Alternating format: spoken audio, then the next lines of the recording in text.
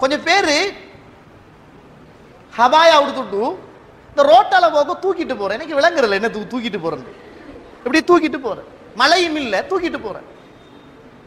நீ பிறகுதான் விளங்கிச்சு உள்ளுக்கு போடுற டெனிம் டவுசரை காட்டுறதுக்கு தான் தூக்கிட்டு போறேன். ஆண்களுடைய உடுப்பை உடுக்குற பெண்களை அல்லாஹ் சபிக்கிறான். நீங்க மறைச்சுத்தான் செஞ்சுட்டு போனீங்க.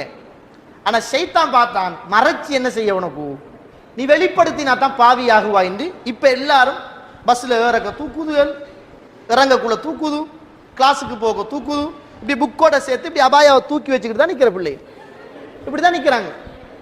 என்னன்னு பார்த்தா போட்டிருக்கிற டெனிம் ட்ரவுசரும் ஷூவும் விளங்கணுமே, வெளியில விளங்காட்டி பெருமதி இல்லையே. இது என்ன கலாச்சாரம்னு தெரியல எனக்கு.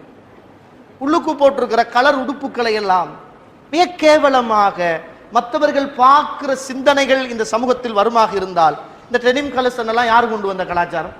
ஆடை கலாச்சாரம் மேற்கத்தியம். நிறைய பேர் இந்த பொட்டமும் டிஷர்ட்டும் தான் போட்டு தெரியுது.